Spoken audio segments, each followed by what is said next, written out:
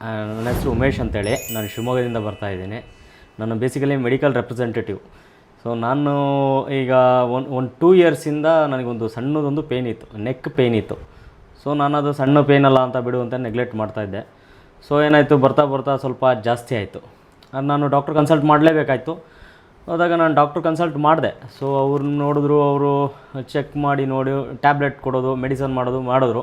So ನಾನು ತೊಗೊಳ್ತಾ ಇದ್ದೆ, ಅದನ್ನು ಅವ್ರು ಹೇಳಿದ್ದು ಡೋಸೇಜ್ನ ಫಾಲೋ ಮಾಡಿದೆ. ಸೊ ಅವ್ರು ಕೊಟ್ಟಿದ್ದಾಗ ಸ್ವಲ್ಪ ಪರವಾಗಿಲ್ಲ. ಆಮೇಲೆ ಮತ್ತೆ 1 ಮಂತ್ ಆದಮೇಲೆ ಮತ್ತೆ ರಿಟರ್ನ್ ಆಯಿತು ಅದೇ ಥರ ಪೇನು. ಮತ್ತೊಂದು ಸಲ ಡಾಕ್ಟ್ರನ್ನ ಕನ್ಸಲ್ಟ್ ಮಾಡಿದೆ, ಇನ್ನೊಬ್ಬರು ಡಾಕ್ಟ್ರನ್ನ.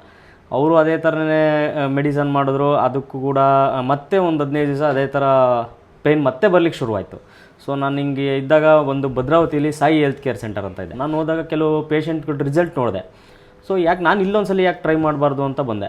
ನಿಜವಾಗ್ಲೂ ಹೇಳಬೇಕು ಅಂದರೆ ಮಿರಾಕಲ್ ಅನ್ನಿಸ್ತು ನನಗೆ. ಫಸ್ಟು ಸಿಟ್ಟಿಂಗಲ್ಲೇ ನನಗೆ 60% ರಿಸಲ್ಟ್ ಬಂತು. ಸೊ 1 ಅವರ್ ಟ್ರೀಟ್ಮೆಂಟ್ ತೊಗೊಂಡೆ, ವಿತೌಟ್ ಮೆಡಿಸನ್ನು 1 ಅವರ್ ಟ್ರೀಟ್ಮೆಂಟ್ ತೊಗೊಂಡೆ. ಅವ್ರು ಹೇಳಿದ್ದನ್ನು ಫಾಲೋ ಮಾಡಿದೆ. 60 to 70% ನನಗೆ ರಿಸಲ್ಟ್ ಬಂತು. ಒಂದು 3 ಡೇಸ್ ತೊಗೊಳ್ಳಿ ಉಮೇಶ್ ಅಂದರು. ನಾನು 3 to 4 ಡೇಸ್ ತೊಗೊಂಡೆ. ಈಗ ಫುಲ್ಲು ನಾರ್ಮಲ್ ಆಗಿದೆ, ನನಗೆ ಯಾವುದು ಪೇಯ್ನ್ ಇಲ್ಲ.